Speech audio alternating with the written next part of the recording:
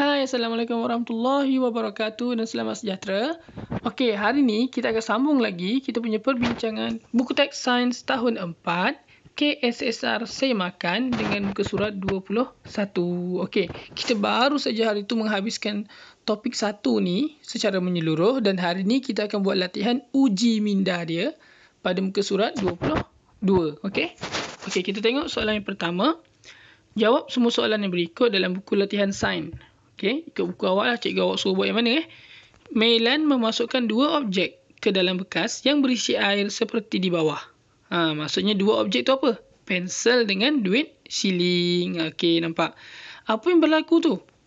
Kita tengok dekat situ, pensel terapung dan duit siling tenggelam. Soalan A. Berdasarkan gambar, nyatakan satu pemerhatian. Okey, pemerhatian ni macam yang kita kata ada 5 deria kita, sentuhan, rasa, bau, dengar dan juga deria penglihatan kan. Jadi kalau dalam eksperimen dalam buku ni tak ada yang lain lah selain daripada kita boleh tengok dengan mata kan. Kita tengok dalam gambar ni yang kita nampak adalah pensel itu terapung di atas air dan duit siling tenggelam. Jadi jawapan dia A. Pensel terapung di atas air, duit siling tenggelam di dalam air. Itu adalah pemerhatiannya. Okey, saya ulang. Pensel terapung di atas air, duit siling tenggelam di dalam air. Okey, dapat ya?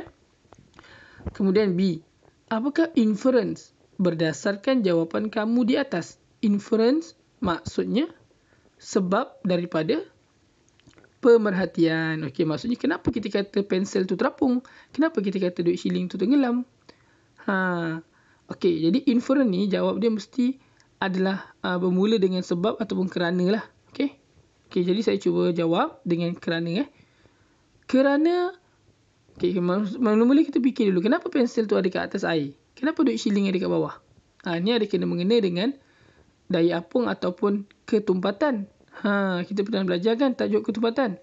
Jadi pensel ni berada dekat atas sebab dia kurang tumpat. Sebagaimana kita tahu air tumpat dia 1 gram per sentimeter padu. Jadi mungkin awak belum belajar yang tu, tapi yang penting awak tahu benda yang kurang tumpat daripada air akan terapung dan kalau tenggelam adalah lebih tumpat daripada air. Okey, jadi sekarang ni pensel tu terapung, duit siling tenggelam. Jadi inferennya adalah kerana pensel kurang tumpat berbanding air dan duit siling lebih tumpat daripada air. Okey, itu jawapan nombor 2. Seterusnya jawapan yang ketiga. Apakah yang dapat kamu ramalkan sekiranya Mailan memasukkan 3 batang pensel yang diikat dengan gelang getah. Pensel tu dah terapung dah. Lepas tu awak letak 3 batang pensel pula. Kalau kita letak 3 batang pensel dah tentulah terapung kan. Semua terapung tapi ada satu getah. Getah ni kalau masuk dalam air dia tenggelam. Agak-agaknya lah terapung ke tenggelam. Okey, sekarang tiga pensel tu terapung dan getah tu tenggelam. Dapatkah getah tu menenggelamkan pensel? Agak-agak awak apa?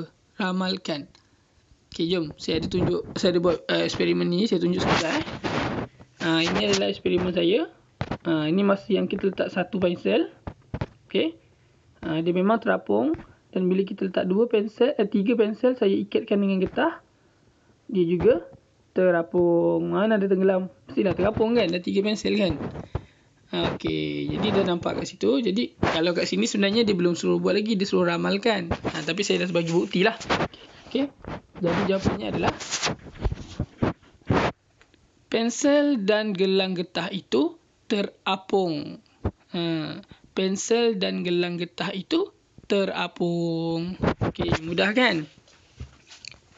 Okey, jom kita lihat yang kedua. Rajah di bawah menunjukkan bahagian tali pada sebuah alat muzik. Okey. Nada bunyi yang terhasil apabila tali dipetik dicatatkan seperti dalam jadual di bawah. Okey. Tali A, B, C dan D, nada bunyi rendah, sederhana, tinggi dan sangat tinggi. Kita tengok dekat gambar. Gambar ni sebenarnya dia bagi maklumat juga. Jangan main tengok biasa je. Okay, A tu awak nampak apa? Tali tu dia tebal kan? B tu dia nipis sikit. C dia nipis, yang D lagi nipis. Jadi kalau kat nada bunyi, yang A tu yang tebal tu rendah. Tapi bila yang D tu paling nipis, dia sangat tinggi nada bunyi dia. Jadi, ini bermakna lagi tebal dia, lagi rendah lah nada bunyi dia kan? Jom kita tengok. Berdasarkan maklumat di atas, jawab soalan di bawah. A. Tentukan pemboleh ubah dimanipulasi, pemboleh ubah bergerak balas dan pemboleh ubah mala. Okay, dimanipulasi tu PM. Ingat, PM yang kita ubah-ubah. Bergerak balas adalah PB yang kita nak catatkan. Dah dekat atas tu yang dicatatkan tu, nada bunyi tu. Okay, dan pemboleh ubah mala biasanya adalah yang benda yang kita ubah. Okay. Jadi, kita tengok dekat atas.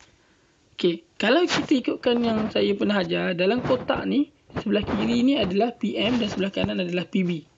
Tapi, biasanya PM kita tak lengkap. Tali tu tulis tali je. Nada bunyi ni mungkin boleh diterima untuk PB.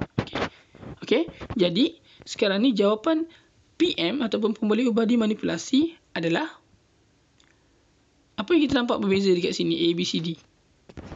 Ketebalan dia kan. Jadi jawapan dia pemboleh ubah dimanipulasi ketebalan tali. Saya ulang, ketebalan tali. Okey, seterusnya kita tengok pemboleh ubah bergerak balas yang sebelah kanan ni. Jadi jawapan dia nada bunyi yang terhasil. Nada bunyi yang terhasil.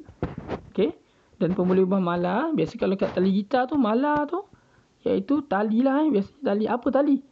Panjang tali. Pemboleh ubah mala adalah panjang tali. Okey. Seterusnya kita tengok B. Apakah hipotesis yang sesuai dengan penyiasatan di atas? Hipotesis tu biasanya ayat dia adalah semakin perubahan PM, semakin perubahan PB. Ingat, ataupun boleh guna ayat lain kalau dia bukannya berturutan. Jika perubahan PM, maka perubahan PB. Apa perubahan-perubahan tu? Okey. Jadi untuk soalan ni, perubahan dia apa? Tali tu semakin nipis. Kan? ABCD tu makin tipis. Dan dia punya PB dia ataupun perubahan untuk pemboleh ubah bergerak balas dia adalah nada bunyi dia makin lama makin tinggi. Jadi kita boleh buat macam ni.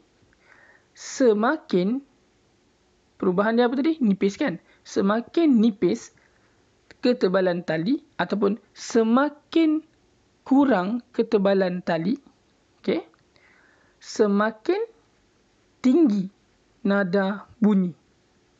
Perubahan dia tinggi kan? Nada bunyi tu. Semakin nipis ketebalan ataupun saya ulang, semakin kurang ketebalan tali, semakin tinggi nada bunyi. Itulah hipotesis untuk soalan B. Okey. Jadi saya rasa sampai 22. Okey.